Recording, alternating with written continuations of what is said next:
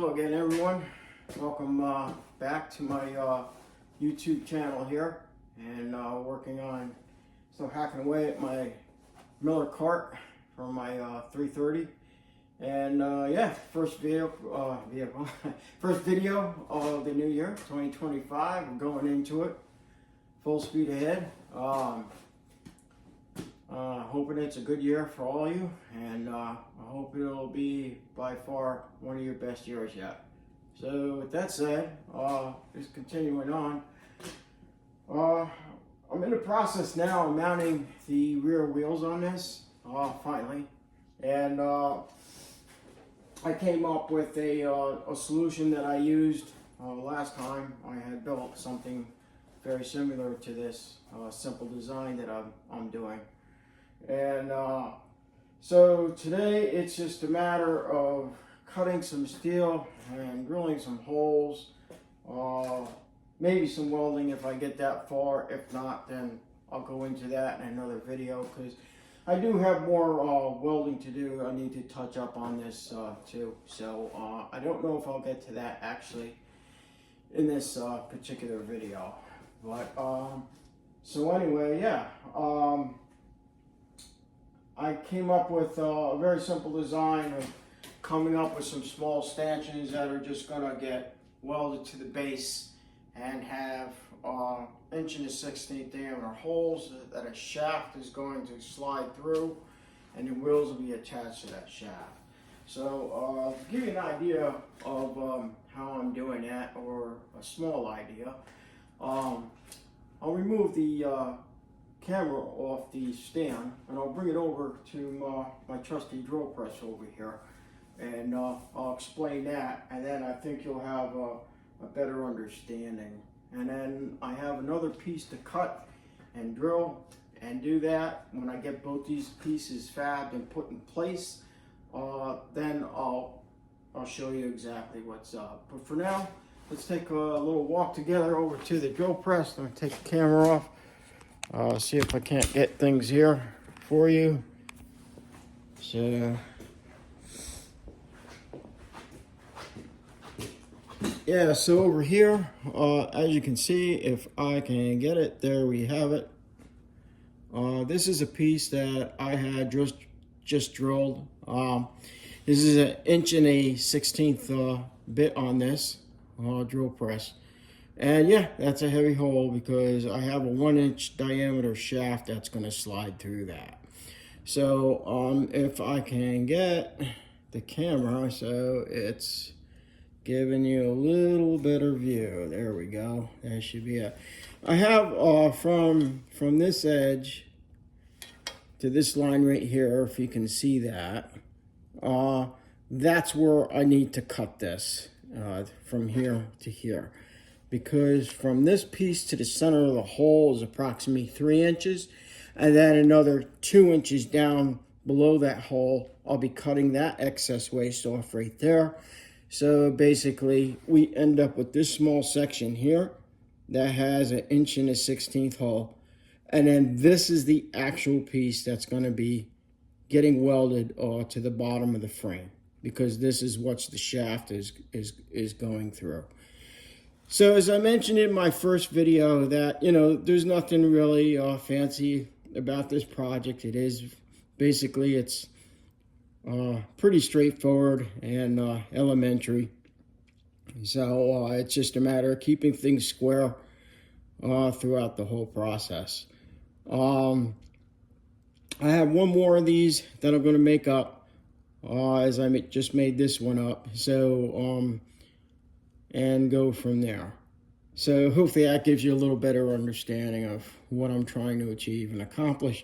And as I go along further in the video, like I say, when I'm done with the other piece, I'll set them both up so that you can see what I have, and I'll even set it up on the floor so that you can see how things are progressing. And get you back on the stand where you belong.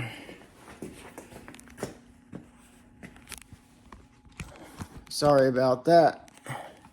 You all know how that goes. Like those of you that do videos and such, and get things adjusted so you can see pretty much everything I have to do.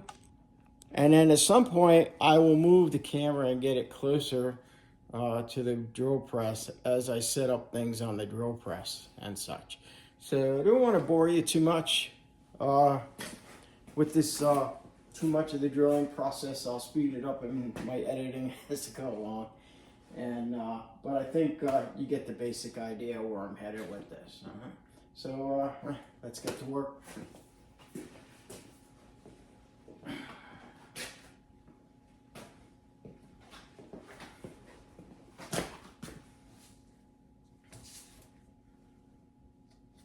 I had a pair of gloves here somewhere. Did you ever do that? Forget where you put your stuff? I've been pretty good at it lately, to say the least. Here's a pair of gloves.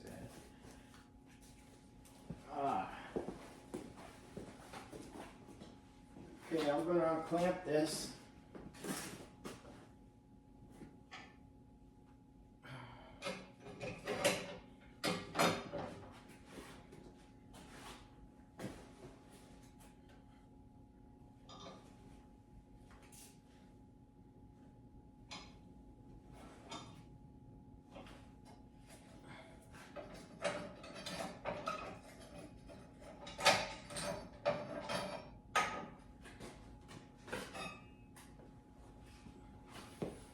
Here's something I probably could have did for you.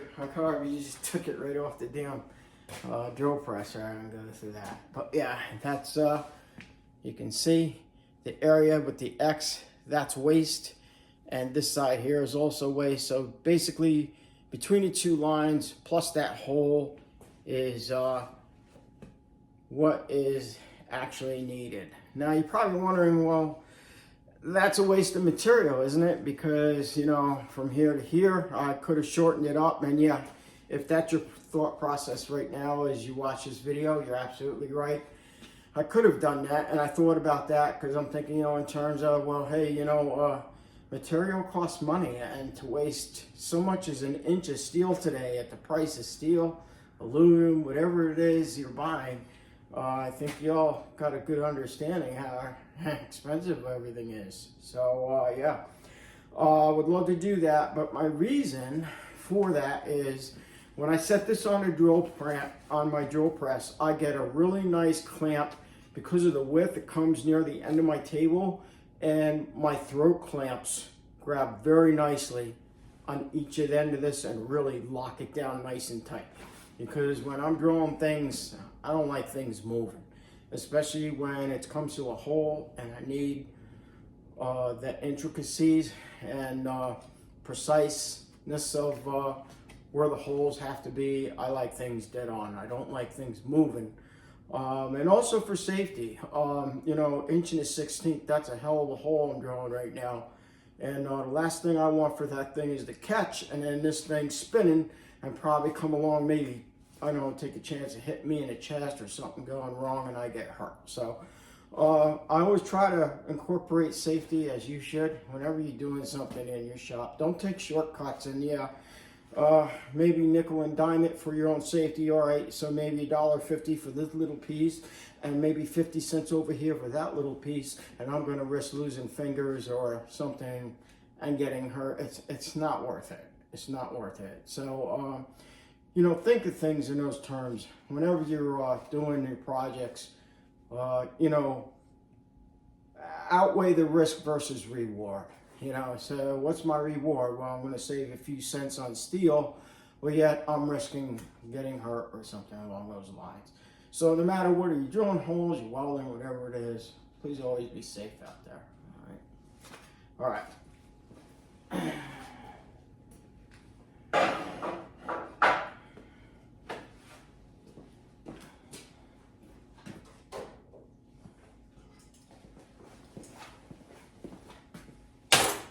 So don't mind me, I'm just going to keep working along here, and I think it'll get to just as I do everything.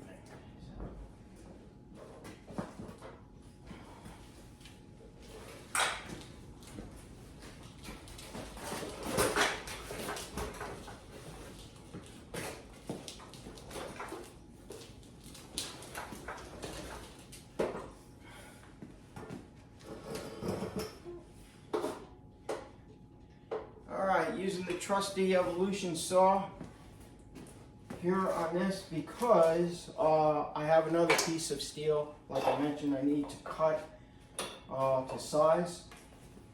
So I got lucky, this one piece was the scrap piece left over from building the frame. So I had a short piece left, and I went, what can I do with that? Well, I just showed you, so.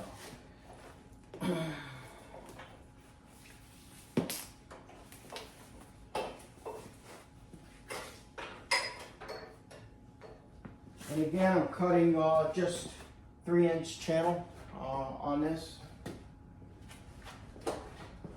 As I gave a demonstration before of on a couple of occasions in my videos on how this operates and functions. For those of you that haven't seen it, if you go back into my videos, you'll see it. I did a one quick reel on it, just for demonstration purposes, which was actually my very first cut on this saw. And I can't say how satisfied I am with it, and what a time saver it is.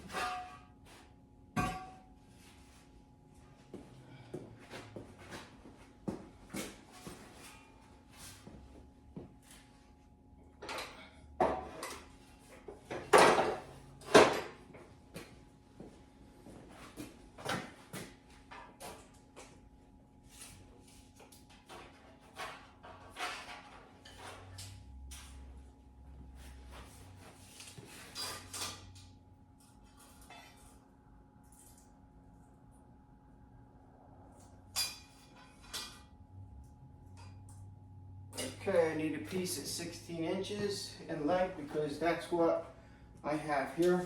So I'm going to measure out 16.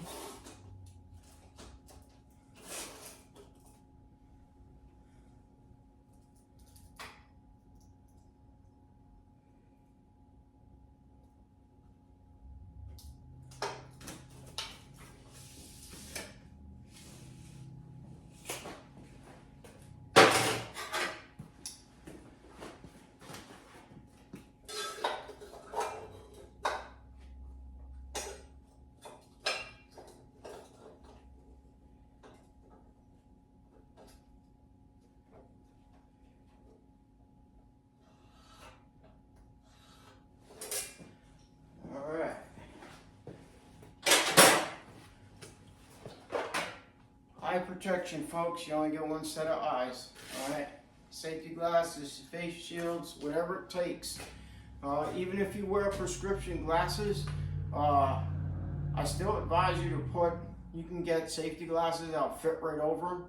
Or you can get side shields that'll attach to your stems. Although I have found that that's not always the case. It depends on the manufacturer of the of the side panels as to whether or not they actually fit your frames of your glasses. 9 times out of 10, in my experience, they don't. So safety glasses, goggles, face shields, whatever it takes, folks. Protect those eyes.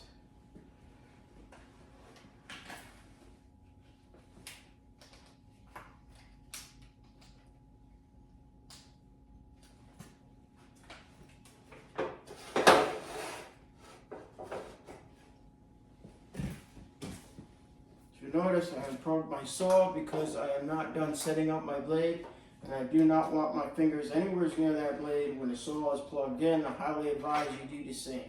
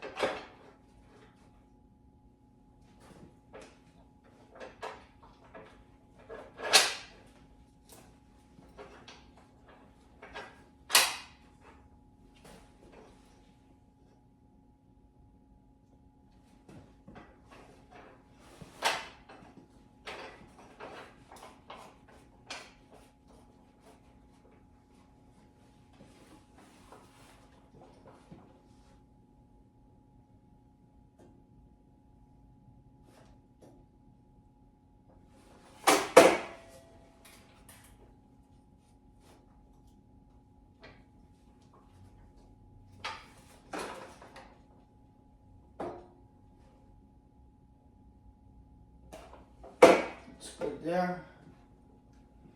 Get this a little locked down on my fence system. I don't want anything moving.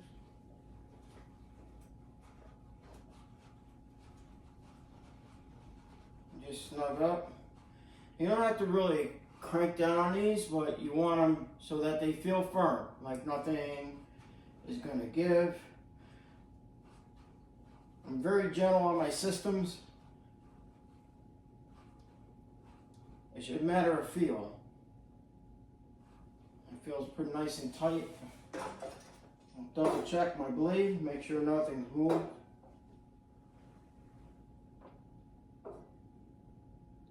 And we're good on.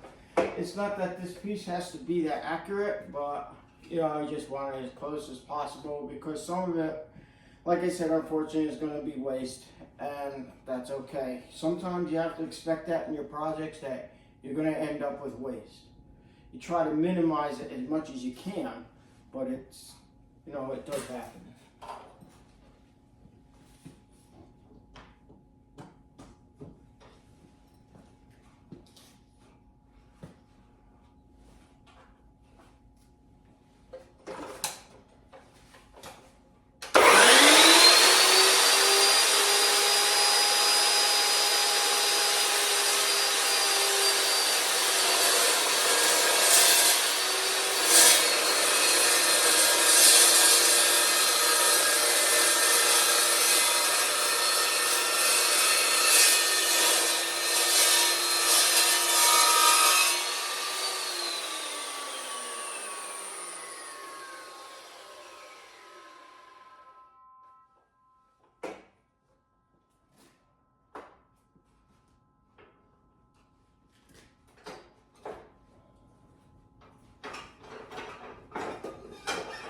Take the waist side, we'll check it. And again, this piece is that critical, but I'd like to try and, you know, be within some reasonable spec for myself.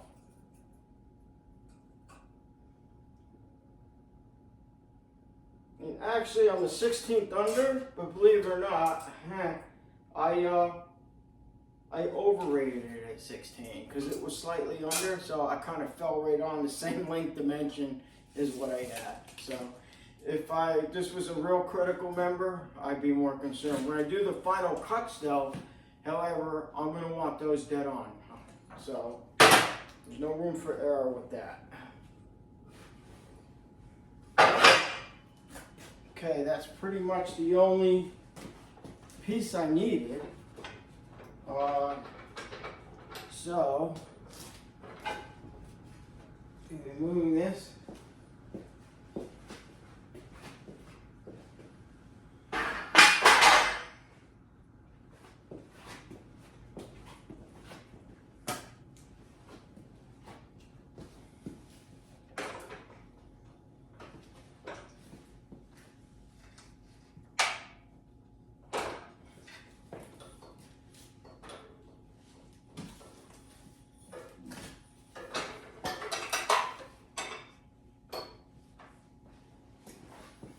My shop is kind of small, so I try to keep things, you know, at a minimum as I can, keep things out of my way as I work.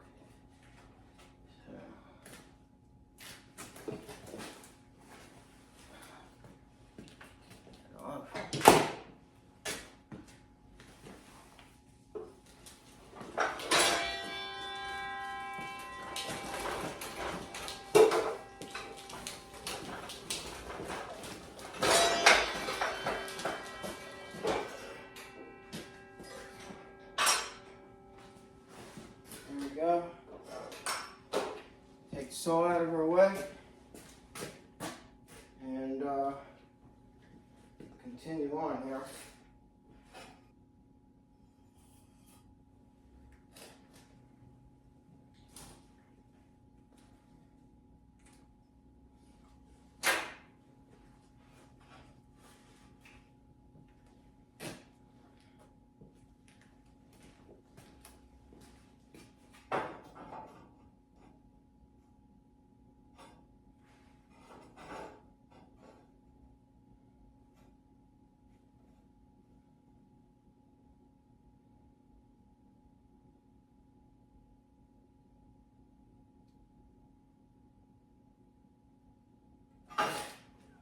Okay, this will be the same as before. I've marked it all out.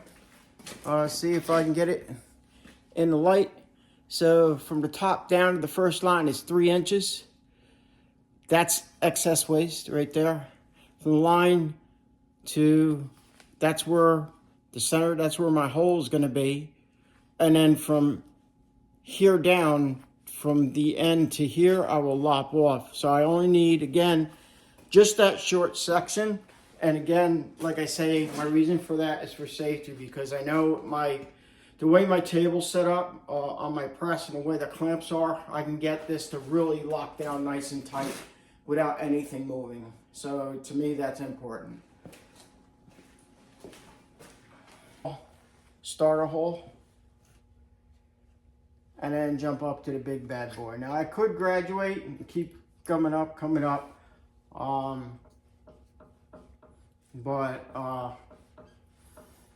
trying to conserve some time where I can, and time is really never on my side.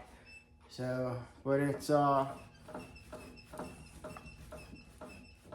still safe to drill the way I'm drilling, and that's what I always try to keep in mind, because even time is not worth me getting hurt, or you, or anybody else. So always, you know, again, keep that in mind as you work.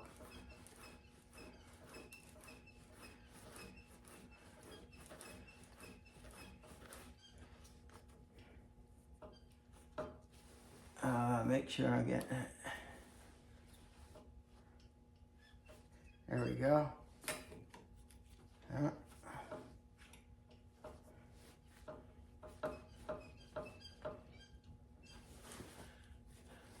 All right. Just hand tighten down and just give a little flick, make sure things are good.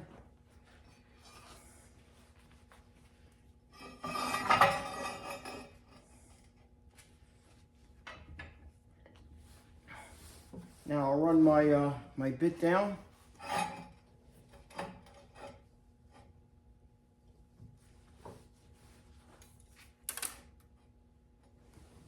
And I'll line it up and get it centered on that prick punch mark I was telling you about. So right about there. Looks about where I need to be. I'll make sure my table's locked down. Raise this up. Yeah, here's what I was talking about before. See, now my clamps, I can get a good bite on my C-clamp on that side, and I'll do the same on this side. And I like this idea because nothing's moving. And I don't like things moving when I'm drilling. So just snug things up, because sometimes I've noticed even when you tighten, and if your table's just slightly not true, and the steel will just move ever so subtle on the table, your hole can be off if you don't double check it. So always keep checking. Because, you know, when you get into things like this with a hole and such, you know, you're talking precision, and you want to be as precise as you can, you know. And it's also a part of your craft. So you should be proud of your craft and put pride in a little extra effort.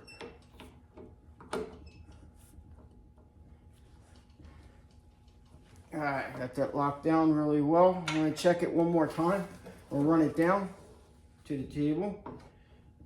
We're on. Okay, we're almost ready for ignition time. So again, I have a can of cutting oil that I use. This is CRC. I mentioned this before in my other video, and no, I'm not sponsored by CRC. I don't get paid by anything that you see here. So again, any names that I mentioned from different manufacturers, such as my Evolution saw already, or anything along those lines throughout this video, I am not sponsored or affiliated with anyone. I'm on my own. So yeah, this the cutting oil, the CRC, I highly recommend this. I mean, it really just sticks. It sticks to everything you cut, from using my bandsaw, which is fabulous on that, to drilling. This stuff just, it's like glue. Once you spray it, it sticks right there. It doesn't fling off and fly all over the place. It doesn't run or anything. So it's almost like kind of like a spray grease, if you will. So, and it does a great job, and it's exactly what this is designed for.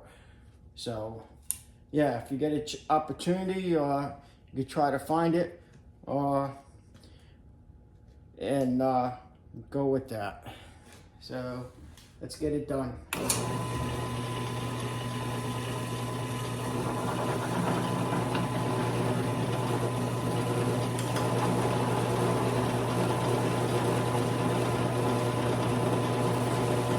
You see, I give it a quick shot and start to put a little pressure on the bit. Now, for those of you with drill presses and all, there's actually, just like anything else, there's a proper way and a wrong way to use your press. You never want to like really force your bit. And what I'll do is I'll just enough pressure till it starts cutting. I'll come up a little bit, let some of that oil get down in there, and then come back down and reapply pressure. And I'll do that every so often. And as you can see, this stuff foams right up, and it just sticks right to the bit like glue. And that's it, and we're through.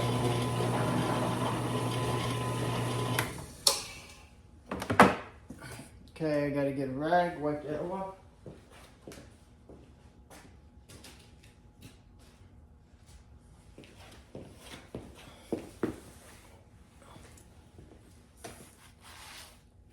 Give this a good wipe. There we go. Not bad. And it looks like we're right on target where we gotta be. So let's do another one. Now this, I'm gonna, like I say, I'm gonna step up to the large bit for the actual diameter size hole.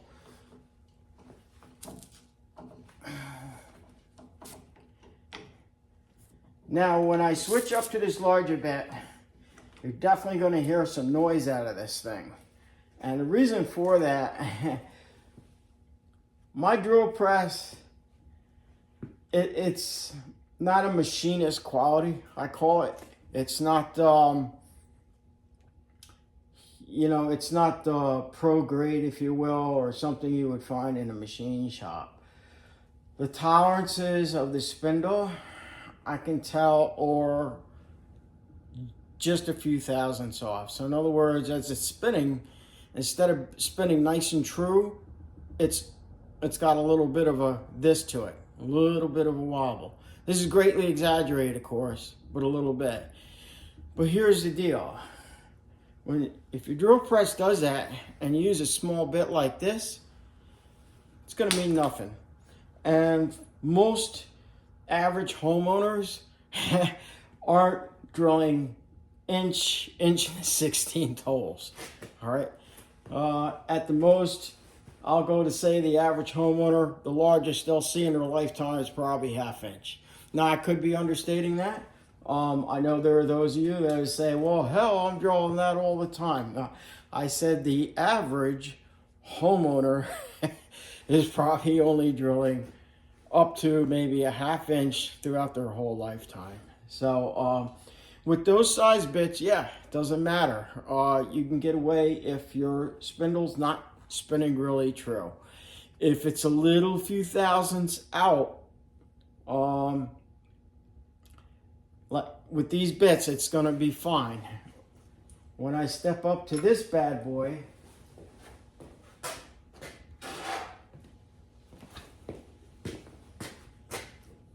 that few thousandths is going to make a big difference. And I can hear it as this thing is cutting.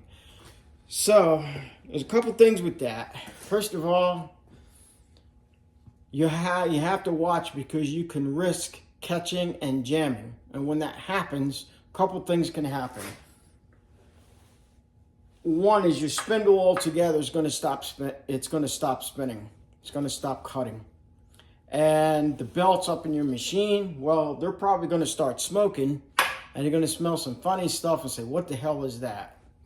Or number three, your motor. You could easily burn out the motor on your drill press. All right.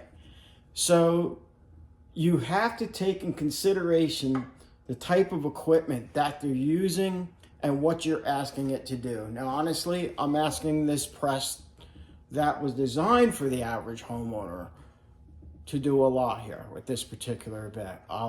I have to admit that and go as far as saying that. But, I mean, hey, you know what? We all make decisions when we buy our equipment, and some are based on economical choices. And as they say, you get what you pay for.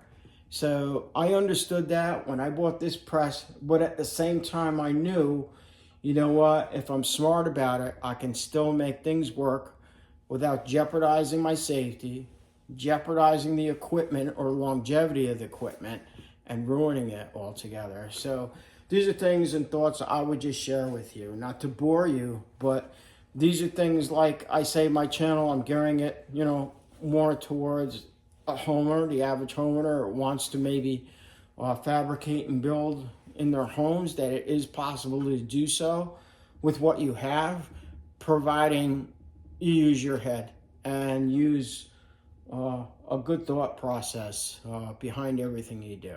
So, all right, enough of that. Let's continue on. I'm going to open this chuck up now and get this other bit in place. So I'm glad I had this opportunity to drill a little bit. It's something a little bit different than my previous videos, and I went the wrong way with that. I always do that. How many of you do that? Come on, raise your hand. In the comments, I always turn the chuck in the wrong damn direction. So yeah, especially when I'm here babbling. All right, let's see if that's open up enough. Might have to go a little more. Yeah. All right, I'll make sure I go away. Lefty loosey, open the jaw.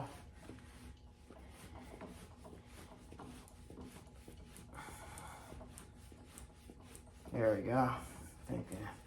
Let's try that. Ah, perfect. All right, I'll get that cinched down in the chuck and go from there.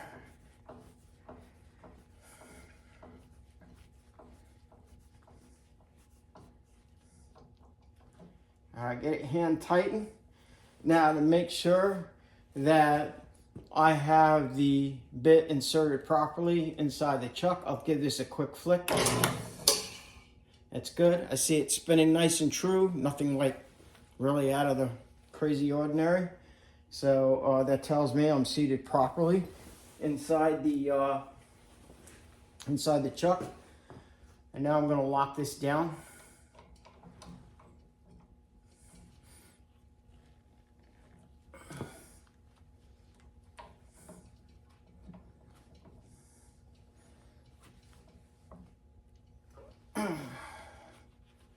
Okay.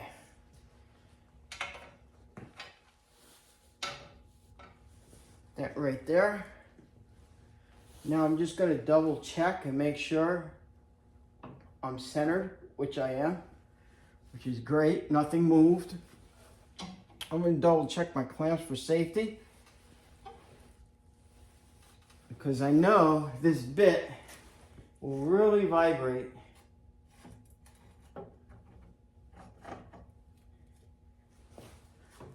My hair is pretty loose. I'll get that locked down nice and tight. Like I say, this is really going to vibrate, and you'll hear it. You'll hear quite the difference when I go and ignite this bad boy, get it up and running, and you're going to hear all kinds of strange noise. So I'm not going to talk any further because I know my mic isn't that great on my camera, so I don't have an external mic yet. So I'm just going to go through the process.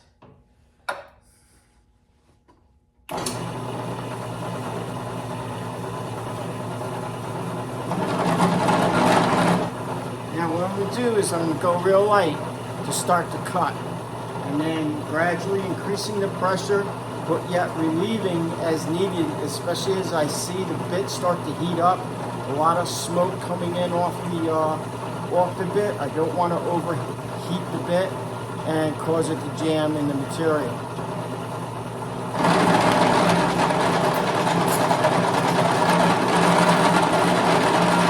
And then you can see I'm using the cutting oil, which is doing a fabulous job already, and it's really helping to keep the temperature down on that bit.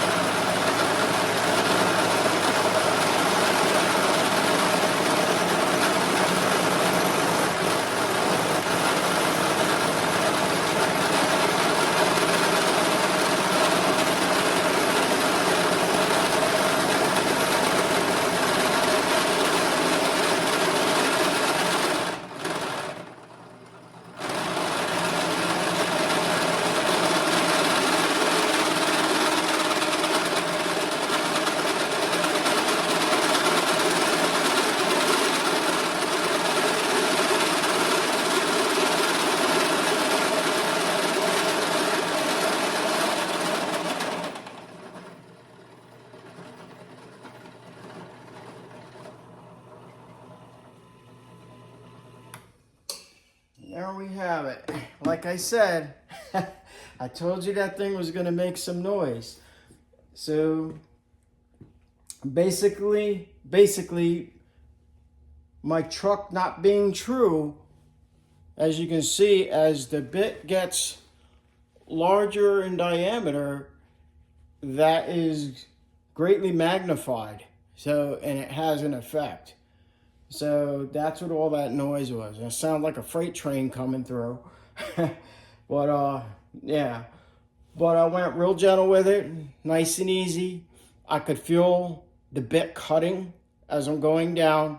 And as I got right near the very end, I backed off. I want that bit to cool a little bit and then finish through and follow through with the cut. So my initial pressure, I actually eased up towards the end, which you should be doing. You should be easing up as you get closer to that last small bit of surface that you're about to cut through. All right. So I'll wipe this nice and clean.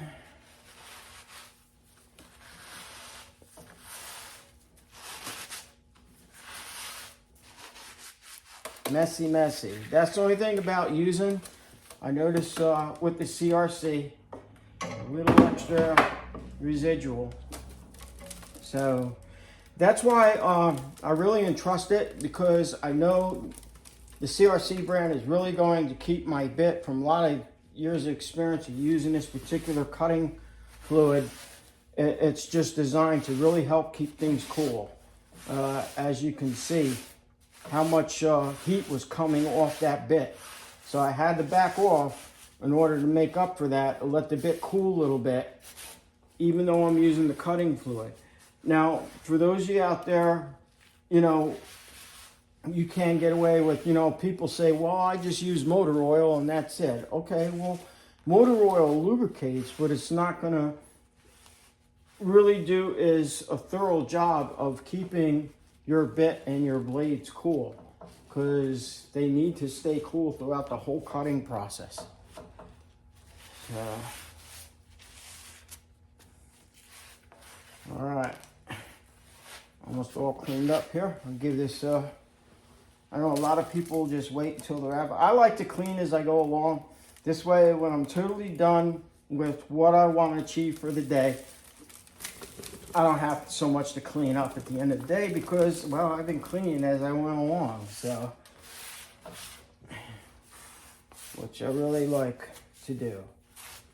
So I'll get that bit nice and clean because the chances of me using this bit, I probably haven't used this bit in about 10 years. So that's how often I drill this diameter hole. Not all that often. However, I do have, what I will be doing, I'll be doing another video actually on a really cool tool that I have called the magnetic drill.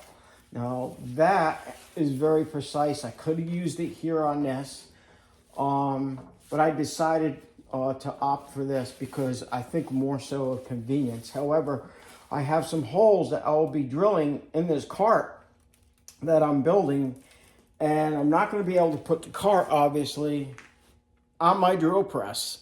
So I'm like, that's not going to happen. So now instead of bringing the material to the press, I got to bring a press to the material, and that's where my magnetic drill is going to come in. So, all right, so we're going to get this off here now. Unlock this.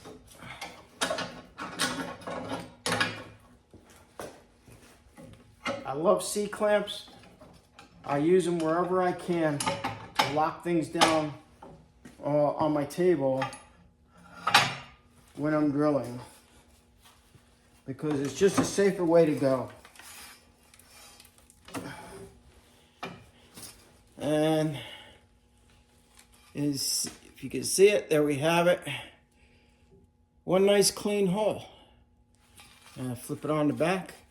You can see, so it does a really good job. That's right where I need it.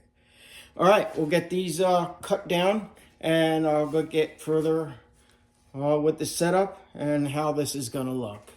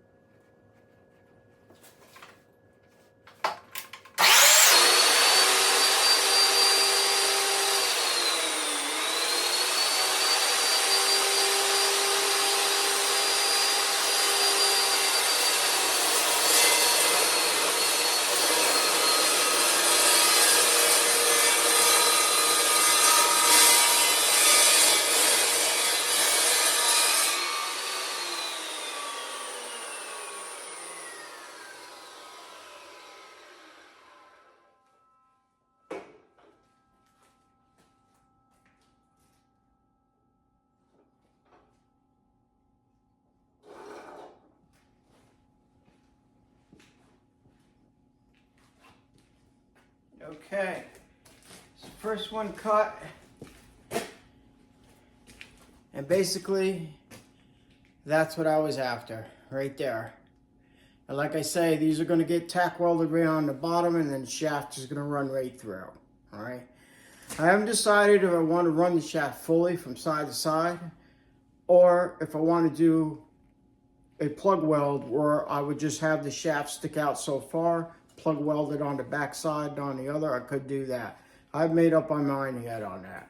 But yeah, I'll gonna sit on those thoughts.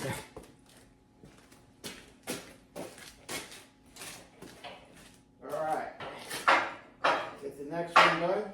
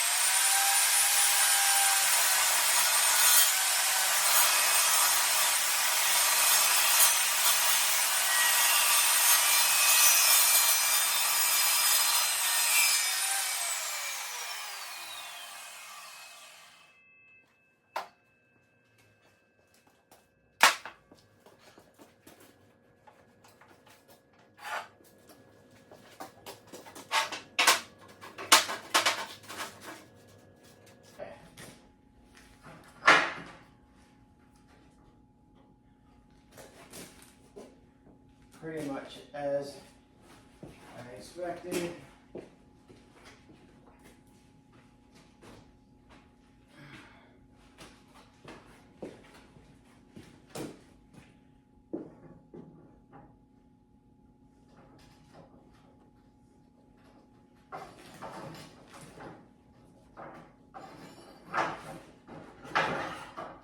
It's a real balancing act I got going on here, right?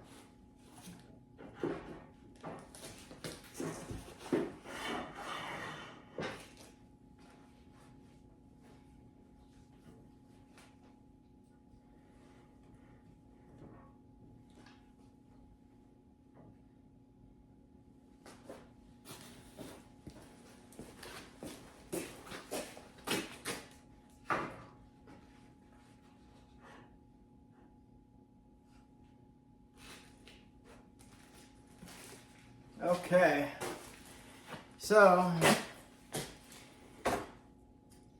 again, as you can see, nothing's tacked yet, and just want to, there we go, that's better.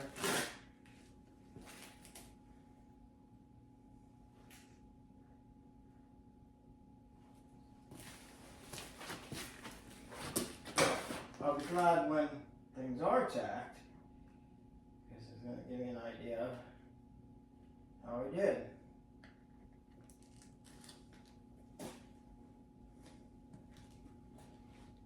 So, I'll pull the camera again to give you a bird's eye view.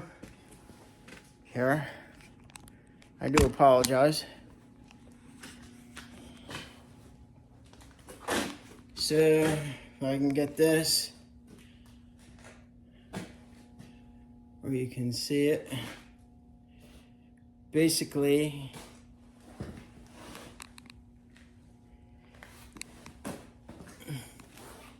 see if I can get around this way. It's always tough with a mirror image. Oh, there it is. All right. That's a better idea. Bring it around.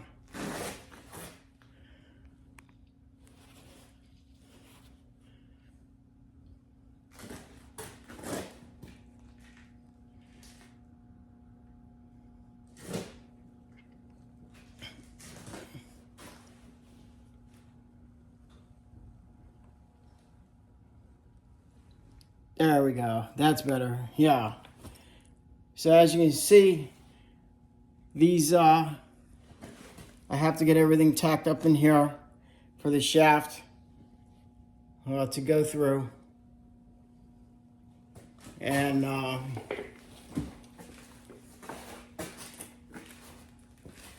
see if I can't come from this angle.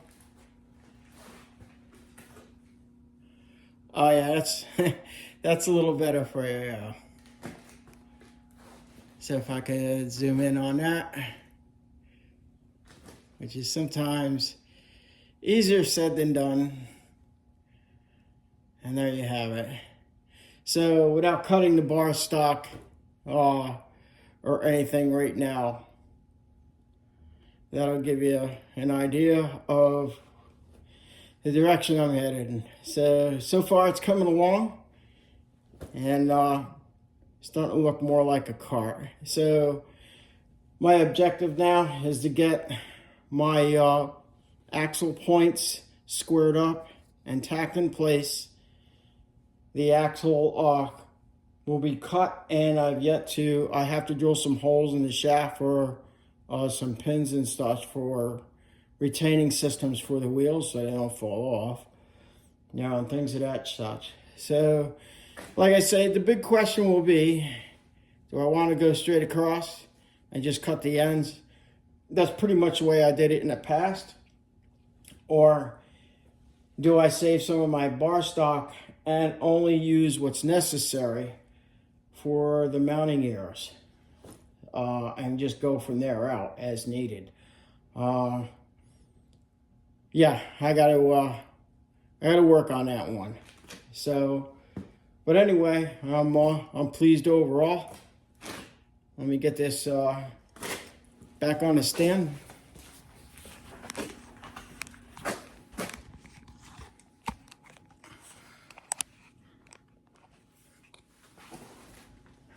Yeah, that's almost better that way.